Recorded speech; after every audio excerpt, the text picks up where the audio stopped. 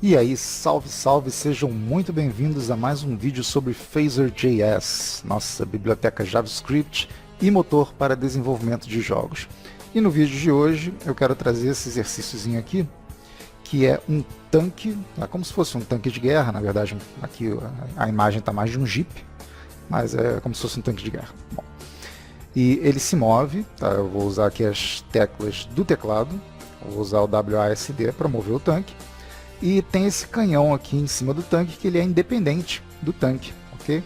Assim, a posição dele fica sempre fixa no centro do tanque, mas eu posso movê-lo usando o ponteiro do mouse. Ele atira, ok? Vamos fazer então aqui um tanque que atira de verdade. E ele tem mais uma característica legal, que quando ele sai por um lado da tela, ele aparece do outro lado.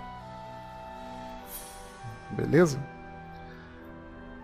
Então é isso aí, vocês vão ver que é bem simples isso aqui e eu vou ensinar então no vídeo de hoje a gente utilizar esses recursos aqui. Legal? Lembrando que esse vídeo aqui tem muita coisa que já foi trabalhada em outros vídeos, então se você ainda não viu nenhum vídeo do canal sobre Phaser.js, eu recomendo dar uma olhada pelo menos no vídeo introdutório à ferramenta.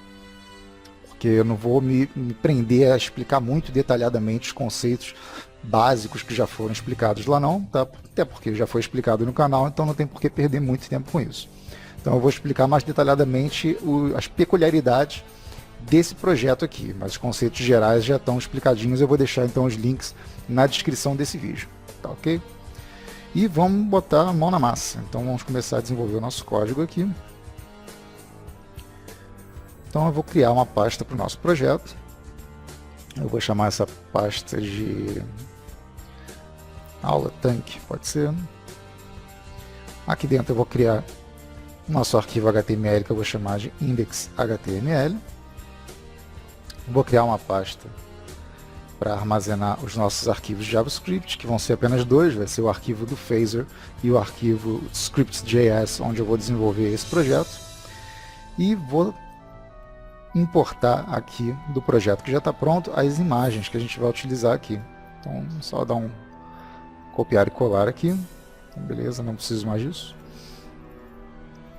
E as imagens vão ser essa aqui, uma imagem para o tiro, né, o bullet.png, uma imagem para o canhão, que fica em cima, nosso cannon.png, e uma imagem para a base do tanque ali. Apenas isso.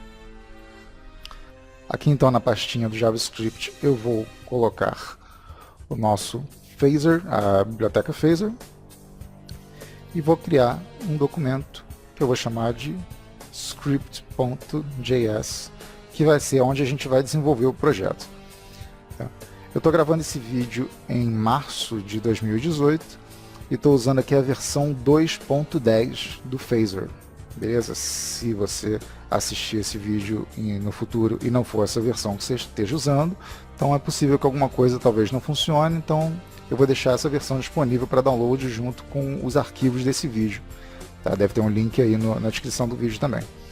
Lembrando que já saiu o Phaser 3.0, só que ainda tem quase nada assim, de tutoriais e a documentação dele ainda não está disponível, então eu ainda não peguei para estudar. Ok? No futuro breve a gente talvez esteja trazendo aí algum conteúdo sobre o Phaser 3.0 aqui, mas eu já dei uma olhada rápida assim e é bem tranquilo de usar, não é muito complexo, não é muito diferente do 2.0 não. Então, focando aqui no que a gente está desenvolvendo, eu vou abrir aqui o nosso scripts.js e vou abrir o index aqui também no editor de texto. Aqui no index eu só vou fazer as conexões, né, os links para as bibliotecas JavaScript. Aqui no head eu vou colocar o nosso script source apontando para a biblioteca Phaser. Então ela está na pasta JavaScript. Então js barra phaser.min.js. Então fecha aqui. E aqui no body eu vou colocar um link apontando para o script que eu vou usar, que eu vou desenvolver aqui. Então source na pasta JavaScript barra script.js.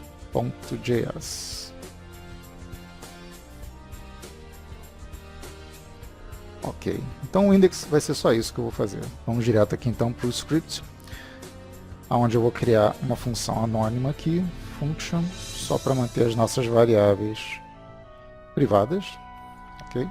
E já vou instanciar aqui um objeto que vai armazenar os recursos do nosso phaser. Então eu vou criar aqui uma variável, var, vou chamar de game, recebendo um new phaser.game. Lembrando que phaser e game aqui são com a primeira letra maiúscula, ok? Então, por parâmetro que eu vou passar a largura e a altura da tela do projeto, então vou colocar 800 de largura por 600 de altura. Vou passar a tecnologia que eu vou utilizar para a renderização das imagens, então vou escolher aqui o phaser.canvas. Lembrando que se você passar o valor alto, ele vai escolher automaticamente entre o Canvas ou o WebGL. Aqui eu vou passar um valor nulo, né? Eu vou passar um valor vazio, uma string vazia, que seria onde eu colocaria o nome, né? A identificação da div dentro da qual o nosso projeto seria executado. Mas como no caso eu não estou usando esse recurso, então é só passar um valor vazio. E como a gente só vai fazer um projeto pequenininho, eu vou usar um único state. E esse state eu já vou passar aqui por parâmetro. Vai ser um objeto que eu vou criar aqui com as funções preload, create e update, que são as funções básicas que a gente precisa para desenvolver um projeto. Então, o preload, onde eu vou carregar as imagens do jogo, passando aqui a função preload que vai ser desenvolvida. O create, onde eu vou criar as variáveis e configurar as configurações básicas do projeto. Então, passando o valor create aqui, que vai ser a função que eu vou criar, e o nosso update, que é onde o projeto vai ser efetivamente desenvolvido. Então, só com isso aqui, vamos deixar o projeto já rodando aqui no navegador, né, para a gente ir testando frequentemente. E agora eu preciso criar as funções que eu passei por parâmetro aqui no nosso state. Então, vou botar aqui, ó, function preload. Okay. Então, cria a função, vou duplicar isso aqui, function create e function update. Beleza? Então já tem aqui nosso esqueleto do projeto devidamente montado. Então se eu vier aqui no navegador agora, der um F5 para atualizar, já aparece lá a nossa tela, onde vai ser exibida a imagem do nosso canhão ali. Então. Uma bobeira bonitinha que a gente já pode fazer aqui é mudar o cursor do mouse para aquela cruzinha, que fica parecendo uma coisa de mira, né? E é um recurso que a gente nem precisa importar uma mira. Você poderia, né, perfeitamente criar um PNG aí com um desenho de uma mira bonitinha e substituir o ponteiro do mouse por esse desenhozinho que você fez. Não é uma coisa difícil de fazer. Mas aqui já tem um recurso que o próprio navegador oferece para a gente, que ele já traz um desenhozinho de mira para a gente, por padrão do navegador. Então vamos habilitar isso aqui. Eu vou selecionar então a página onde está sendo executado o projeto. Então, Document, Carry, Selector. Então vou selecionar aqui o body, ok? Ponto Style, porque é uma configuração visual do projeto que eu vou alterar aqui. Ponto Cursor, recebendo. E aí a configuração que eu vou passar aqui é o Crosshair. Então aqui, ó, Crosshair. Com isso aqui, se eu atualizo aqui, ó, o ponteiro do mouse já vira essa cruzinha aqui e fica mais legal para a gente trabalhar. Agora vamos aqui na função preload, eu vou carregar para a memória as imagens que estão lá na nossa pasta de imagens. Então para isso, vou usar o game.load.image. Então, nesse projeto eu não vou trabalhar com nenhum sprite sheet, porque são imagens estáticas. Então aqui, para carregar a imagem, primeiro eu tenho que passar um valor de identificação, né, um nome através do qual eu vou me referenciar essa imagem dentro do projeto. Então, por exemplo, vou passar aqui, ó, tank, vírgula, e o endereço aonde eu encontro esse arquivo de imagem dentro do nosso projeto. No caso, ele está na pasta img barra tank.png. Okay. É conveniente a gente manter o nome das imagens igual ao nome da identificação que a gente está passando, só para manter as coisas organizadas, mas não é necessário, tá? Se eu quisesse passar outro nome aqui, não teria problema, eu só teria que lembrar de referenciar o nome que foi passado aqui na identificação, sempre que eu for usar essa imagem dentro do projeto. Então vamos carregar as outras duas imagens, eu tenho também o canhão, que é o Canon, então só mudar aqui, canon.png, e tenho o projétil, que é o nosso bullet. Ok. Então aqui ele está no arquivo bullets.png. Então, com as nossas imagens carregadas para a memória, eu já posso vir aqui na função create e começar a criar e configurar os requisitos mínimos aí do projeto. A primeira coisa que eu vou fazer aqui então vai ser ajustar a cor de fundo, né, o background color do nosso projeto.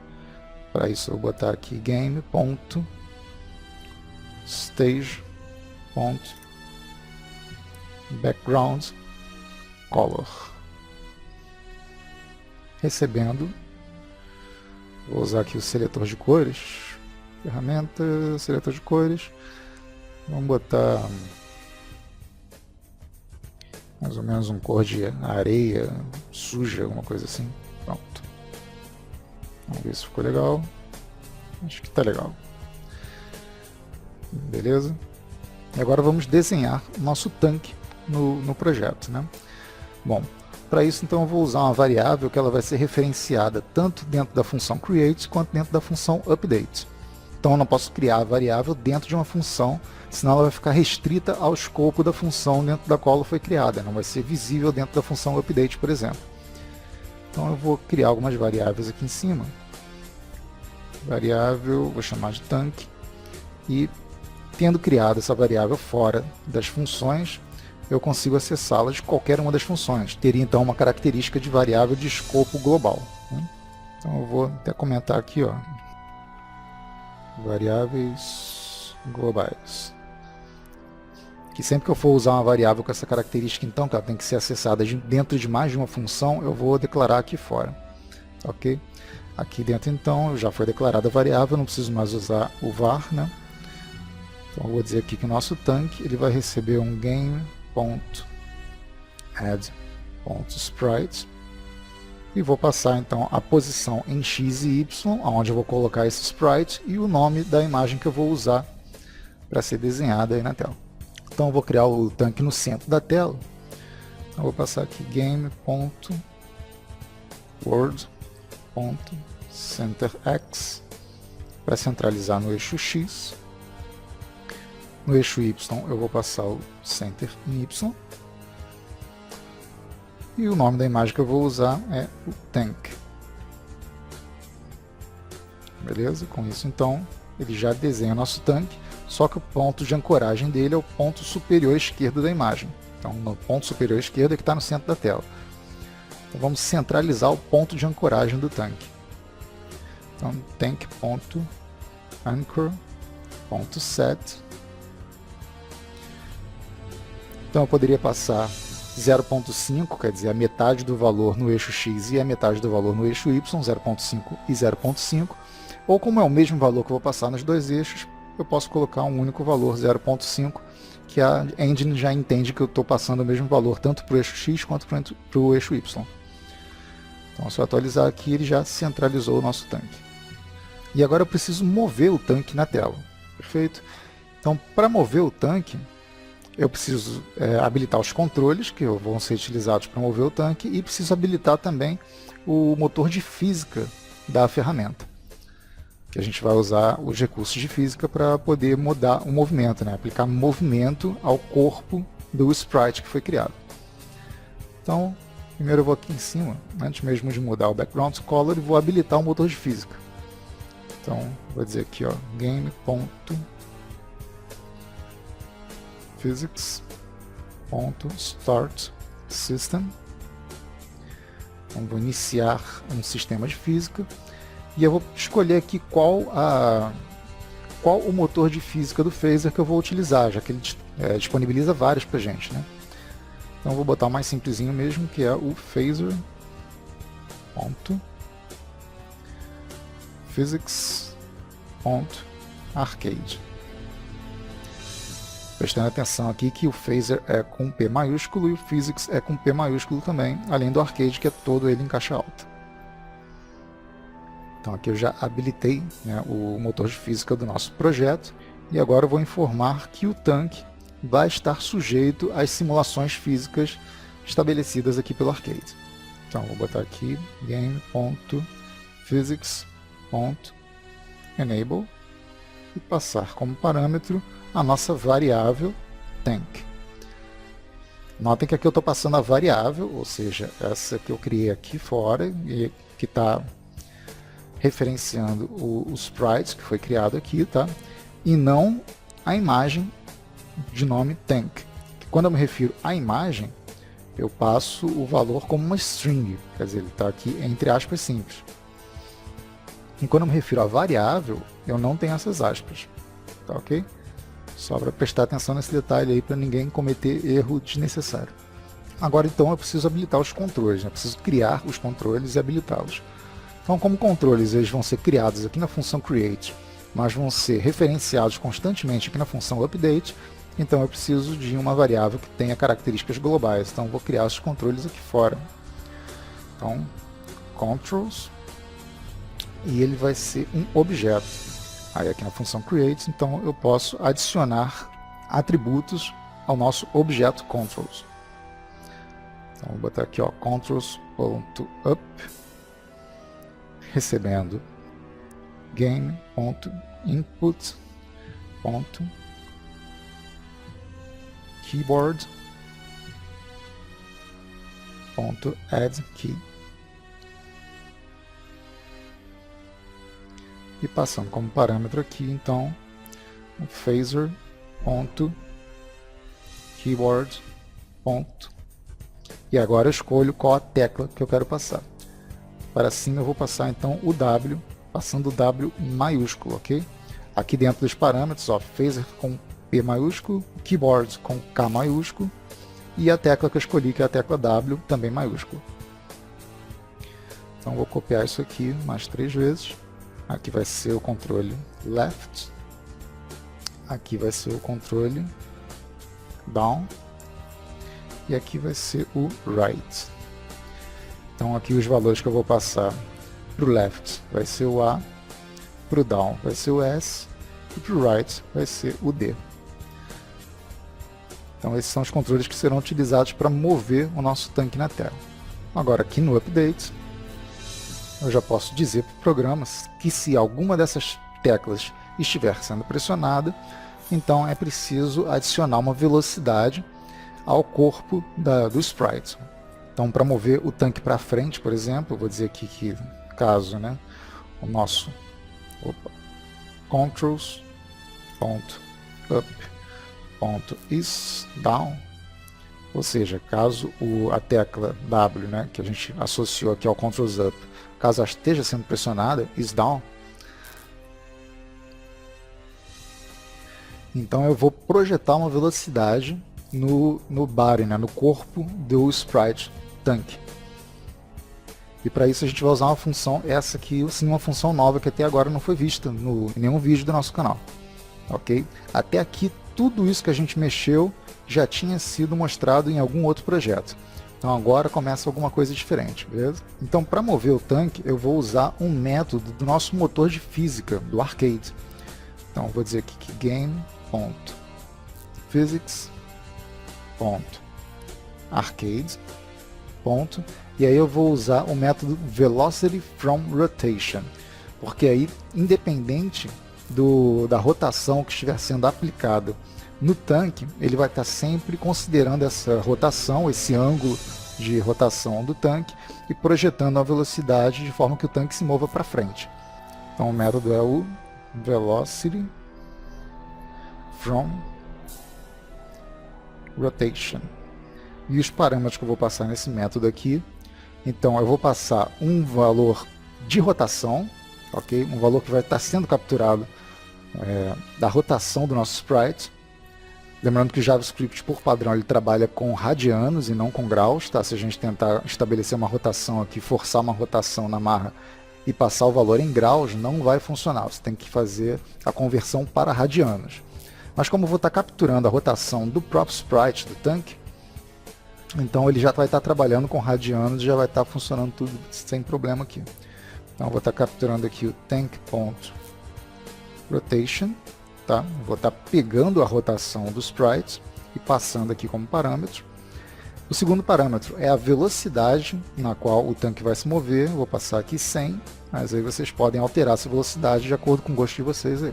E aqui no terceiro parâmetro eu vou estar passando então o objeto que vai estar recebendo essa velocidade.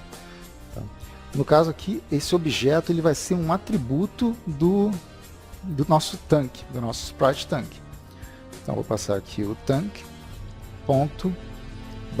porque é uma alteração na simulação de corpo, né, da física do tanque, .velocity.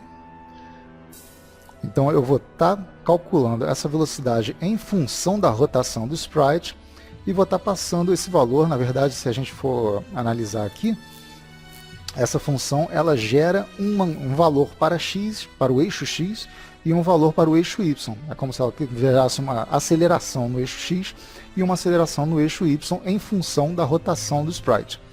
Okay? E eu vou estar aplicando esses valores x e y na velocidade do tanque. Então isso vai gerar uma alteração no posicionamento do sprite na tela, tanto no eixo x como no eixo y. E com esse métodozinho aqui implementado, a gente já consegue mover o tanque para frente, por exemplo. Se eu vier aqui e der F5 para atualizar, se eu pressionar uma vez a tecla, o tanque já vai embora, já sai da tela aí. Então agora eu vou fazer a mesma coisa para o tanque mover para trás. Então vou colocar aqui um else, vou colocar aqui um if controls.down.isDown, quer dizer, se o controle para trás, né, a tecla S, que a gente associou aqui a variável down do controls. Se ela estiver sendo pressionada, então eu vou fazer a mesma coisa. Posso copiar aqui. Só que eu vou passar um valor negativo aqui na aceleração. Então eu vou passar aqui em menos 50, porque em geral quando o tanque dá ré, eu imagino que ele se mova mais lentamente para trás do que para frente. Na verdade eu não entendo muito de tanques, não sei se isso é verdade ou não, mas é algo que na minha imaginação faz sentido. E dessa forma aqui a gente já consegue mover o tanque tanto para frente quanto para trás, mas a gente não consegue deixar o tanque parado, que se a gente estiver pressionando o W, por exemplo, o tanque para frente, a gente parar de pressionar, ele continua indo para frente. Se a gente pressionar o S para ele voltar, ele volta, mas se a gente parar de pressionar, ele continua voltando. Então eu tenho que criar aqui um parâmetro que diga que se nenhuma das duas teclas estiver sendo pressionada, então o tanque tem que ficar parado. Então eu só vou criar aqui um else, dizendo que se nem o para cima nem para baixo estiverem sendo pressionados, né, então o nosso tank.body.velocity.set, vou setar aqui uma velocidade para o eixo x e y do tanque, e o valor é 0. E como o valor é o mesmo tanto para o x como para o y, então eu só vou passar uma vez aqui o valor 0. Se a gente atualizar o projeto agora, então o tanque se move para frente, para trás, e quando eu não pressiono nada, ele fica parado. Bom, agora que o nosso sprite já se movimenta para frente e para trás em função do ângulo de rotação da imagem, então a gente tem que fazer agora uma forma de alterar esse ângulo de rotação, ou seja, de rotacionar a imagem na tela, né? Então para isso a gente vai usar os controles left e right. Então vamos colocar aqui, caso o control left esteja pressionado, né, nossa tecla A, então if controls.left.isDown, aí eu só vou fazer uma verificaçãozinha aqui para ver se ele está dando ré, né, se o tanque está andando para trás ou se ele está simplesmente rotacionando a imagem, se o jogador está só rotacionando a imagem. Então eu vou ver aqui if control.down.isDown, então que se o jogador estiver dando ré com o tanque, né, se estiver andando para trás, então eu vou dizer aqui que o nosso tank.body.rotation ele vai diminuir o seu valor, então vai diminuir o valor do ângulo de rotação. Caso contrário, se ele não estiver andando para trás, o tanque, né? Então é o mesmo comando, o tank body rotation, só que eu vou aumentar. Então vai ser mais aqui. Daqui a pouco eu explico mais detalhadamente por que eu faço essa distinção entre a rotação se o veículo estiver dando ré ou se o veículo estiver simplesmente rotacionando ou indo para frente. E isso aqui, então, essa verificação toda é feita caso o botão left esteja sendo pressionado. Então, caso não esteja sendo pressionado o botão left, então vamos ver o botão right, né? Então, else, if. Vou pegar um espacinho aqui para não ficar apertado aqui no fundo da tela. Pronto. Melhor, né? Controls.right.isDown. Então, se eu estiver pressionando para a direita, aí eu vou fazer a mesma coisa, só que ao contrário. Aliás, na verdade, esse comando aqui é o do right. Se ele estiver se movendo para trás, eu diminuo o valor do ângulo de rotação e, caso contrário, eu aumento. Aqui no left, na verdade, eu vou inverter. Se ele estiver indo para trás, eu aumento, e se ele não estiver indo para trás, eu diminuo o ângulo de rotação. Ok? Vamos testar aqui então na aplicação. Se eu apertar o A, então eu rotaciono a imagem, né, no sentido anti-horário. Se eu apertar o D, eu rotaciono no sentido horário. Então agora eu posso mover e a velocidade é aplicada no sentido da rotação, né, em função do ângulo em que a imagem está rotacionada. E quando eu aperto para trás, então a gente consegue ter aquele efeito mais realista, né? Quando a gente está se movendo para trás, o ângulo de rotação ele é aplicado de forma inversa, né? Agora vamos aproveitar que a gente já está movendo o tanque e eu já vou aplicar aquele método que faz com que o tanque, caso saia por um lado da tela, ele volte pelo outro lado da tela. Por enquanto, vocês estão vendo, se o tanque sair por um lado, ele vai embora e não volta. Vamos então aplicar aqui, vocês vão ver que é uma coisa muito simples, tá? Então aqui dentro do processo de atualização, só vou usar, na verdade já é um método que ele é disponibilizado pela própria biblioteca do Phaser. Então eu vou usar aqui game.word.warp, ok? E aqui eu vou passar como parâmetro o sprite que vai sofrer essa ação, né? Quando ele sair por um lado da tela, ele vai ter que voltar do outro. No caso aqui, então, é o nosso tank. E eu vou passar aqui também como parâmetro uma margem de segurança, vamos dizer assim, que é um valor em pixels, que vai permitir que essa mudança de posição, né, em relação à tela, ela não aconteça de forma imediata, sabe? Não exatamente num instante em que o ponto de ancoragem do tanque sair em um ponto da tela, ele já não seja teleportado, né, para o outro lado. Então, acho que fica mais fácil de explicar mostrando. Vou passar aqui o valor 0 para vocês verem como que funciona. Vou atualizar aqui. Vocês vão ver, eu vou subindo aqui, ó, repara, tá? O ponto de ancoragem do tanque a gente configurou para ser no centro do tanque, né? Então aqui é assim. Então repare que assim que esse ponto sai na tela, o tanque já se materializa aqui embaixo. Tá vendo? Isso dá um efeito que fica um pouco estranho. Então eu vou passar um valor em pixels que vai permitir que essa parte aqui do tanque também atravesse, né, para fora da tela antes desse efeito ser executado. Então vou passar aqui o valor 75, que é mais ou menos a metade da imagem. Vou atualizar aqui e reparem a diferença agora. Agora o tanque, a imagem inteira do tanque sai da tela antes de aparecer lá embaixo. Ok? Isso já é aplicado tanto na vertical como na horizontal. Então nos dois eixos a gente já tem esse efeito aí de teleporte de um lado para o outro, mais ou menos, né? E isso basta então essa linhazinha de comando aqui e a gente já tem esse efeito implementado na nossa aplicação. Bom, agora que o nosso tanque já está funcionando, a gente tem que colocar o canhão em cima do tanque, beleza? Então vamos lá na função create. E aqui logo embaixo do tanque a gente já pode botar. Então da mesma forma que a gente fez a variável global para o tanque, eu vou criar uma variável global aqui também para o canhão. Então dá uma vírgula aqui, vou chamar de Cannon, ok? E aqui no create eu vou dizer que o nosso Cannon vai receber um game.add.sprite, passando como pontos de referência aqui para o x e para o y, os valores de x e y do tanque. Então, tanque.x no eixo x e tanque.y no eixo y. E aqui, então, o sprite que a gente vai utilizar, né, para a imagem que a gente vai utilizar nesse sprites Cannon. Então, passando aqui Cannon também. Se a gente vier aqui na aplicação e atualizar, a gente já vê o canhão aqui. Eu só preciso ajustar agora para o canhão ficar centralizado, né, em relação ao tanque. E vocês vão ver aqui, se a gente passar simplesmente a centralização do canhão, não vai funcionar muito bem.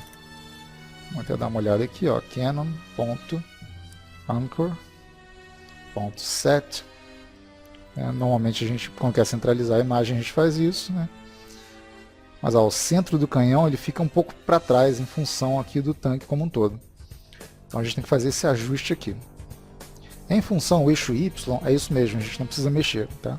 É o centro mesmo. Mas em função ao eixo X, o valor tem que ser um pouco diferente. Então vou passar 0.3,0.5. Dessa forma que então eu estou aplicando 0.3 de ajuste no eixo X e 0.5 de ajuste no eixo Y.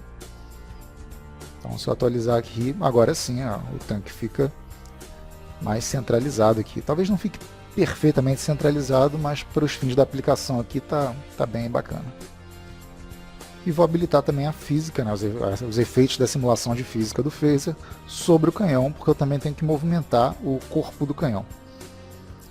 Então, nosso game.physics.enable, passando aqui o Cannon, ok? Mas agora repara o seguinte, se eu vier aqui na aplicação e se eu mover o tanque, o canhão ele ainda não está fixado em cima do tanque.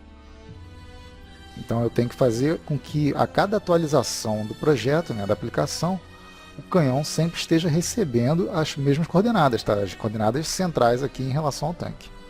Então tenho que vir aqui na função update, logo aqui em cima mesmo, e tenho que dizer que a cada atualização, então o nosso cannon.x, o valor no eixo X do canhão, ele vai receber o valor de tank.x, o valor X do canhão.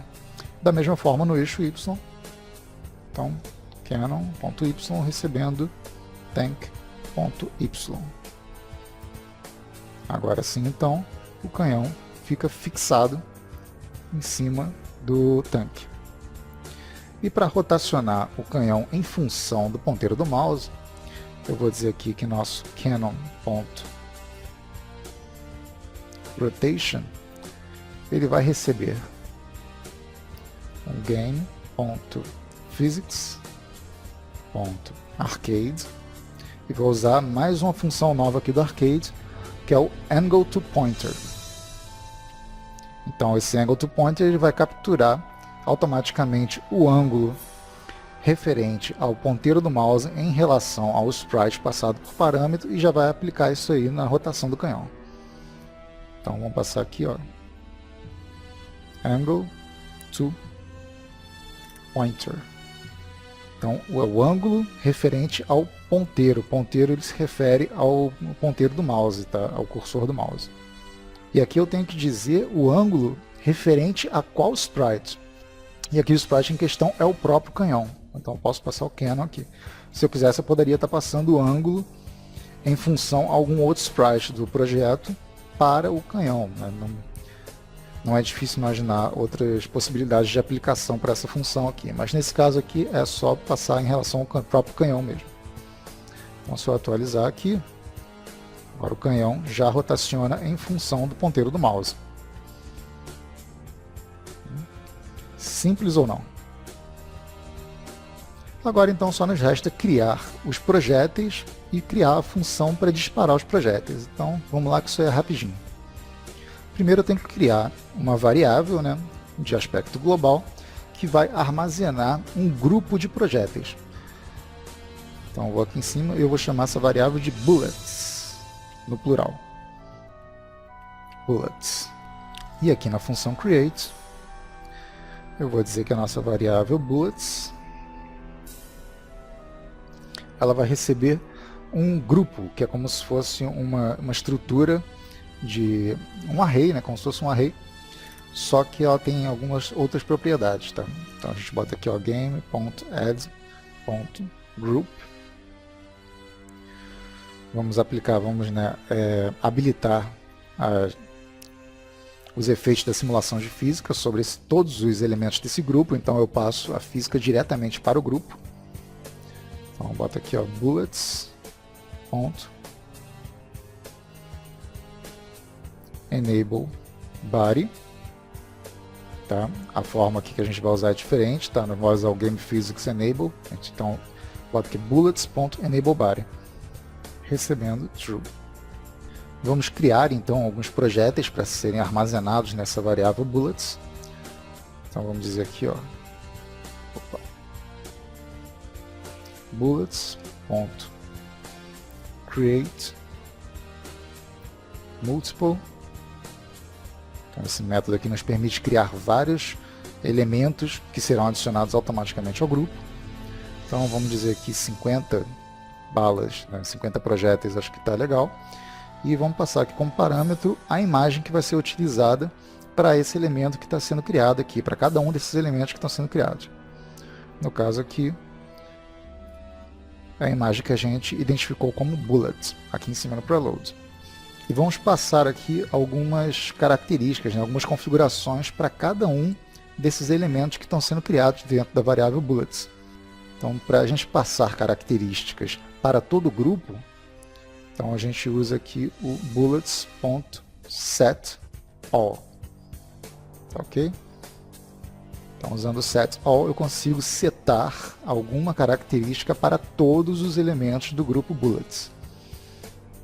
Então, a primeira característica que eu vou setar aqui é o check word bounds, quer dizer, cada projétil do grupo vai estar habilitado a conferir se ele já passou ou não dos limites, né, das fronteiras da nossa aplicação.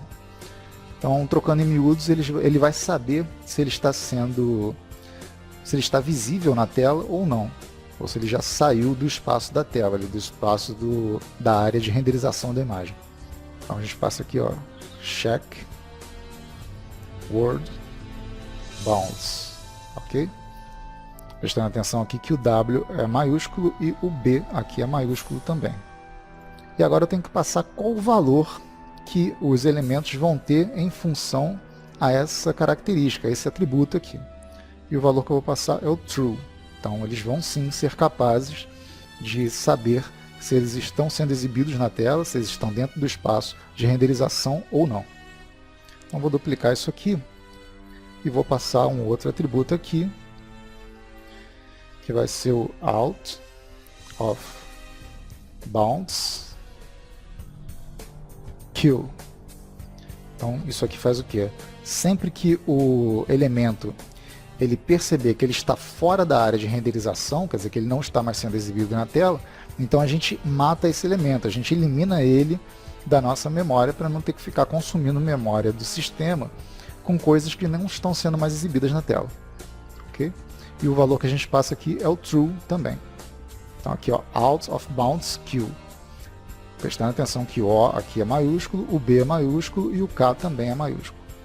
Vamos passar mais uma característica aqui, que é para centralizar a imagem, né? Então é aquele anchor que a gente já está usando. Então, o anchor no eixo X, vamos passar o valor 0.5, e no eixo Y também o valor 0.5, para deixar a imagem devidamente centralizada. Agora vamos aqui no update, dizer para o jogo que caso o botão do mouse, né, o botão esquerdo do mouse seja pressionado, ele tem que disparar a função que vai efetivamente disparar o canhão, que vai disparar a arma. A gente vai criar uma função com uma série de comandos ali que vão fazer com que o nosso canhão atire esses projéteis. Então vamos dar um espacinho aqui. E vamos dizer aqui que if game.input.activePointer.isDown, quer dizer, se o nosso botão do mouse for pressionado, e esse Active Pointer ele serve não apenas para o botão do mouse, mas também serve para quando a gente toca na tela. Tá? No caso de uma tela com touch screen, de um dispositivo móvel, alguma coisa assim, quando a gente toca na tela também, esse Active Pointer, esse evento, ele é disparado. Tá, ok? Vamos fazer esse teste aqui para a gente ver como funciona isso. Então eu vou disparar a função que eu vou criar aqui, que eu vou chamar de Fire. Beleza? E eu acabei de reparar aqui que, em relação ao Game World Warp, a gente tem que passar o tanque aqui também, né? A gente tem que passar o canhão aqui também, a gente só está passando o tanque. Então é só duplicar aqui e passar também aqui o Cannon. Tá? Do jeito que estava, quando a gente saísse com o tanque da tela, somente o tanque iria para o outro lado da tela e o canhão não. A gente tem que passar também o canhão aqui. Bom, vamos criar então a função Fire. Então aqui, ó, Function Fire. Uma primeira coisa que eu tenho que fazer aqui na função é verificar um tempo, né, uma frequência para poder disparar as balas. Eu não posso simplesmente vomitar um monte de bala, um sprite em cima do outro, porque se a gente deixar por conta do sistema, é isso que vai acontecer. Então eu tenho que dar uma frequência mínima de distanciamento entre um projétil e o outro. Então para isso a gente vai precisar de algumas variáveis. Deixa eu voltar aqui em cima. Eu vou criar algumas variáveis globais, tá? Que vão nos ajudar nesse processo aí da criação dessa função, desse método Fire. Então eu vou criar aqui uma variável chamada FireRate, que vai ser a nossa taxa de atualização de disparos, vamos dizer assim. Vou passar o valor 100 para ela. E vou chamar aqui uma variável também, vou chamar de NextFire, recebendo a princípio o valor 0. Tá bom? Essas duas variáveis vão ajudar a gente a controlar essa frequência de disparo dos projéteis. Então vamos voltar aqui no Fire e vamos fazer a seguinte verificação. Então, if, eu vou passar aqui o GameTimeNow, game.time.now, esse valor aqui, ele vai pegar o momento exato em que essa função for disparada, tá? O momento do relógio, vamos dizer assim. Só que não exatamente esse relógio que a gente usa aqui para ver a hora. Ok? É como se fosse um contador de tempo dentro do projeto. Então, se esse contador de tempo ele estiver com um valor que seja maior do que o valor do nosso NextFire, que a gente criou lá em cima agora, e, além disso, o nosso bullets.countDead for maior que 0, esse bullets.countDead ele faz o quê? Ele verifica a quantidade de projéteis que estão disponíveis e ele diz aqui mortos, tá? Mortos quer dizer que eles não estão ativos, que não estão sendo utilizados naquele momento.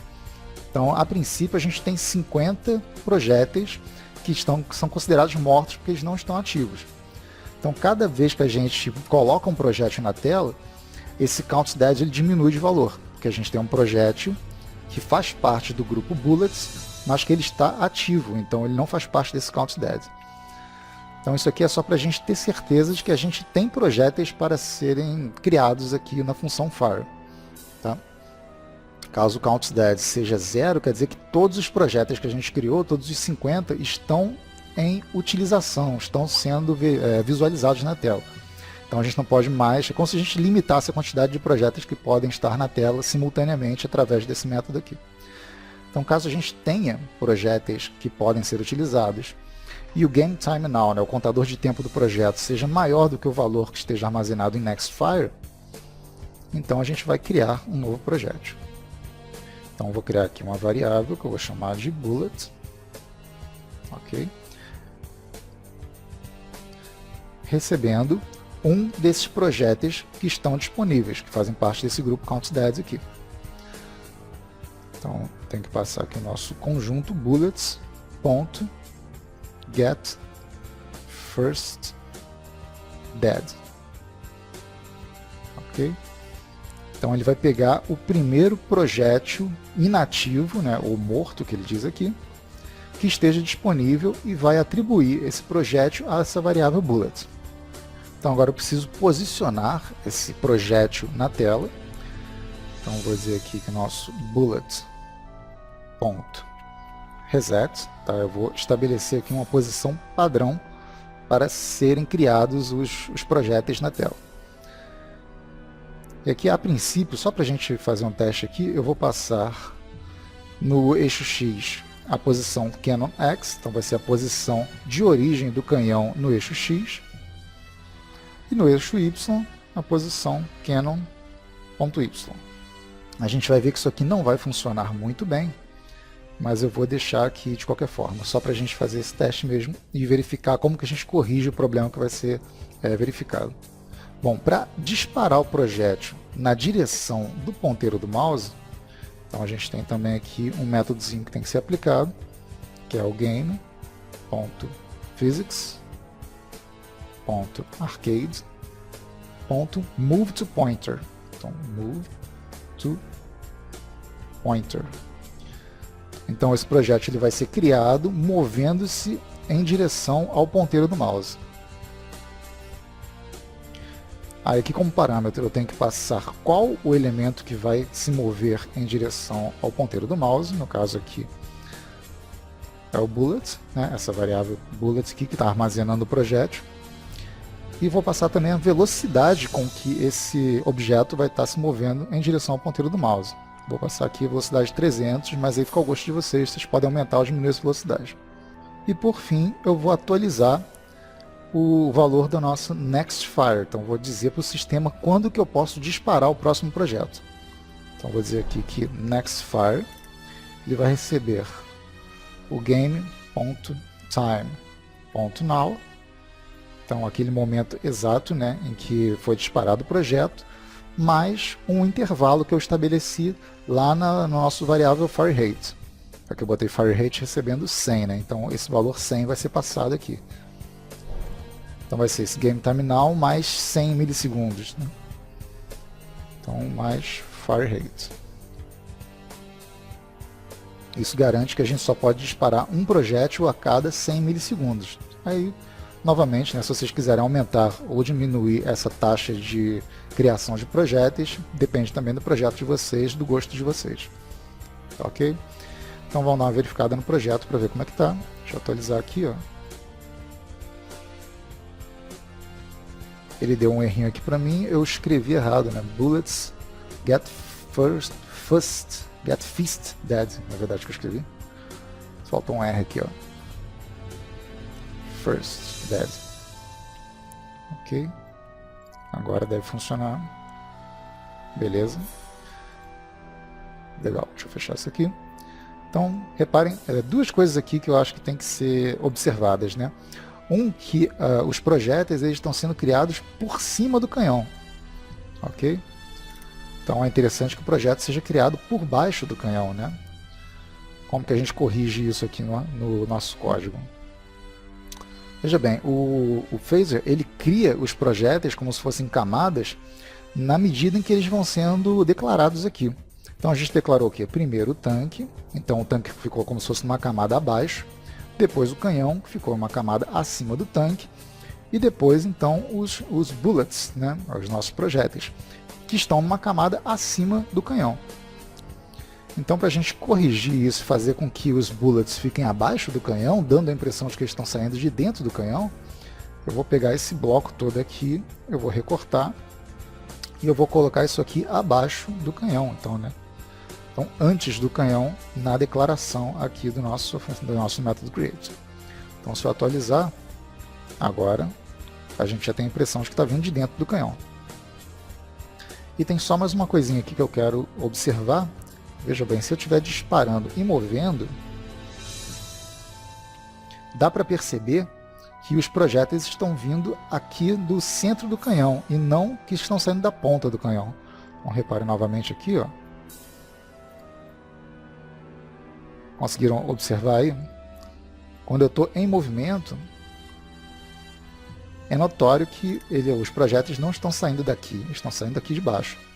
Então eu tenho que mudar esse ponto de criação dos projéteis do centro do canhão, né, do ponto de ancoragem do canhão, que a gente passou lá por parâmetro, para essa ponta aqui do canhão. Ok? Então para isso a gente vai precisar de um pouquinho de trigonometria. Mas não precisam se preocupar porque eu não vou passar aqui conceitos matemáticos e nem nada assim não. Só vou explicar como é que a gente faz aqui para resolver esse problema. E depois, se for do interesse de vocês, e eu espero que seja, vocês dêem uma estudada para ver como que as funções seno e cosseno vão ajudar a gente a resolver esse problema aqui, tá ok? Mas, para termos práticos, né, para a gente simplificar a vida aqui, eu só vou dizer que aqui no eixo X, eu tenho que fazer um ajuste, passando então o ponto de ancoragem do eixo X do canhão, mais o cosseno do ângulo de rotação do canhão, vezes uma constante que eu cheguei à conclusão aqui que 80 ficou um bom valor. Então, vamos passar aqui a função cosseno, tá?